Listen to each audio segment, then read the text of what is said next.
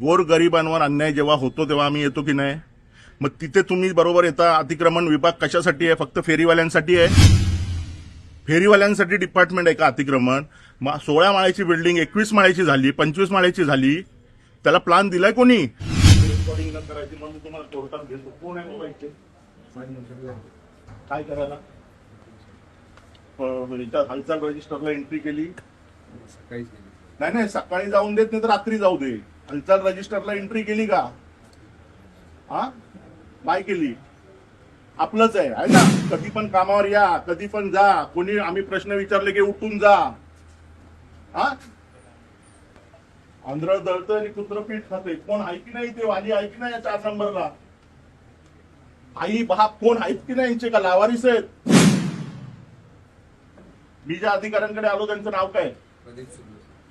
प्रदीप सुरू. साहेब हे काय पत्रकार आहे. काय म्हणजे? पत्रकार असल्याचं परवानगी शिवाय नाही. वा वा वा, हे मला नका सांगा परवानगी. साहेब प्लीज सांग. ठीक आहे, जीआर दाखव. कसला परवानगी नसल्याचं जीआर दाखव. प्लीज सांगतोय तुम्हाला. अतिशय भ्रष्ट अधिकारी आहे तिथे. मी महेश मोरे, गीता सोसायटी चरई. 16 माळ्याची परवानगी दिली, 21 माळे आधीच रेडी आहेत. पत्र देऊन कमीत कमी पत्र दे. साहेब पत्र देऊन रेकॉर्डिंग करतात. 16 जूनला दिलेलं आहे.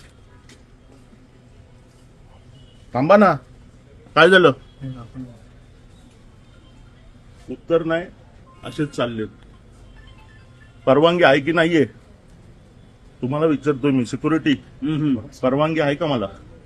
सर आता का बघा, नियमात बघितलात तर परवानगी असतेच असते ना बाहेरच्या त्यांना इथे. त्यांना पण माहितीसाठी इथे द्या. पण आता ही त्या काही नियम तिजोरी सर्व नाहीये. पण तेच आता इथे तुम्ही हे करत बसू लोकांची नका. कामं होतात ना. तुमचं बोलणं करून घ्या आणि नंतर मग नाही बाहेर ना, बाईट होते द्या. बोलणं, म्हणून बाहेर तरी बाईट काय? द्या. कशाला? आमचं मत ते आहे. इथे देईन मी, स्पॉट वरती देणार. त्यांना कळू दे ना. आणि आता अधिकारी कोण आहे मेन? नाही दादा यांचे बॉस कोण आहेत? त्यांचे बॉस आयुक्तांकडे जाऊ का? इथे नाही म्हणून ना? इथले बॉस समोर असतील नाही. ते सांगा. तिथे पीए ना माहिती पडेल. त्यांच्या पीए आलेत की नाही पीएम कडे माहिती पडेल. हे बघा, गीता आता सोसायटीला इथे सर्व बसलेले होते अधिकारी. एकही अधिकारी आता दिसत नाही. नाही, लगेच गायब होतं तिथे. सगळ्यात 4थ्या माळ्यावर सगळ्यात भ्रष्ट कॅबिन ही आहे. समजलं? अरे, लोकांच्या गरिबांच्या बिल्डिंगी तोडायला तुम्हाला टाइम असतो. इथे रिजन्सी वाल्याला कोणी परमिशन दिली? त्याला कसं माहिती की मला हाच प्लॅन भेटणार आहे म्हणून? असाच प्लॅन भेटणार आहे त्याला कसं माहिती? त्यांनी पहिलेच 21 माळे 22 माळे उचलले. म्हणजे त्याला माहिती आहे ना माझं इथे काम होणारच आहे म्हणून. महापालिकेने 16 माळ्याची दिलेली ना, त्याच्यानंतर तू परवानगी घे आणि बांध ना. आता ती टोटल अनधिकृत आहे. आता ह्यांनी त्यांना सांगितलं अर्जंट पैसे भरा आणि तुम्हाला जो दंड लावते महापालिका तो लावा आणि मग ते रेग्युलराईज करून घ्या. अचानक कसे काय दंड भरायला सांगतायत? चोर आहे ते लोक. पळाला कशाला तो? कशाला पळाला? एक महिना तुम्हाला उत्तर द्यायला लागतं.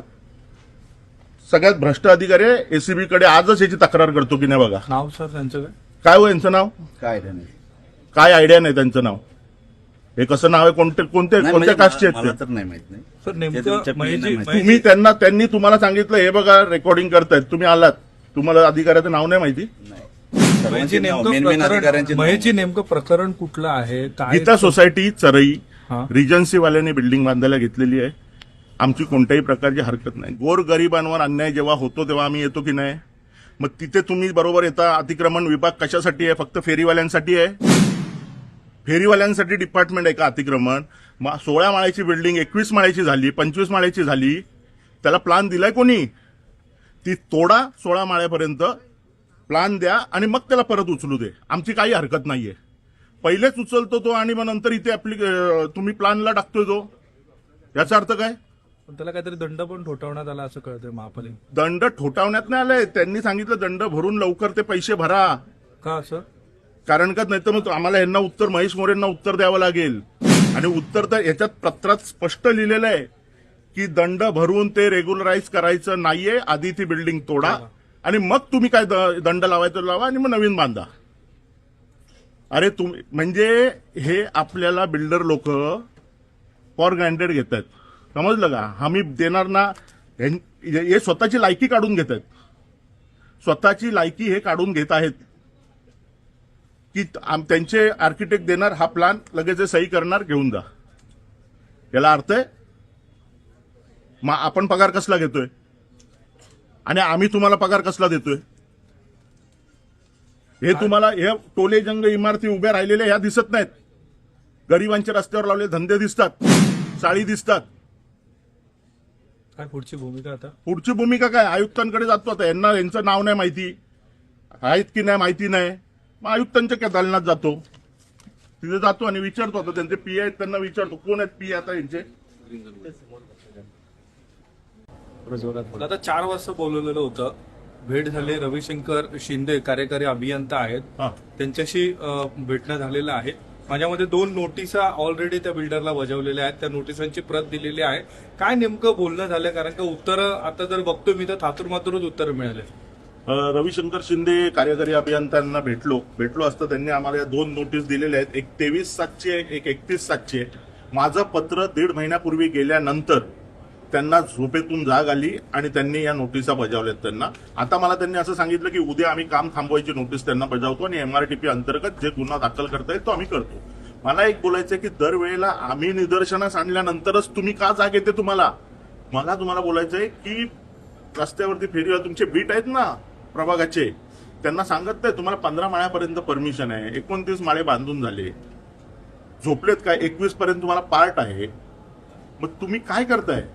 आणि तुम्ही त्यांची साईड घेताय. मी बोलतोय काम थांबवायची नोटीस द्या ना त्यांना. रेडीमिक्स कॉन्क्रीटची तुम्ही तिथे साईडवरती कोणी परवानगी दिली तुम्हाला? माझ्याकडे फोटोज आहेत. मी आता तुमच्या बातमीच्या खाली मी कमेंटमध्ये टाकून देतो ते. बोललो यांना परमिशन दिले कोणी? हे यांच्या मनाने कामं करतात. लोक मोठमोठ्या बिल्डरांना हे लोक पाठीशी घालतात. त्यांना चोर रस्ते सांगतात की तुम्ही एवढा फाईन भरा म्हणजे ते लिगलाइज होऊन जाईल.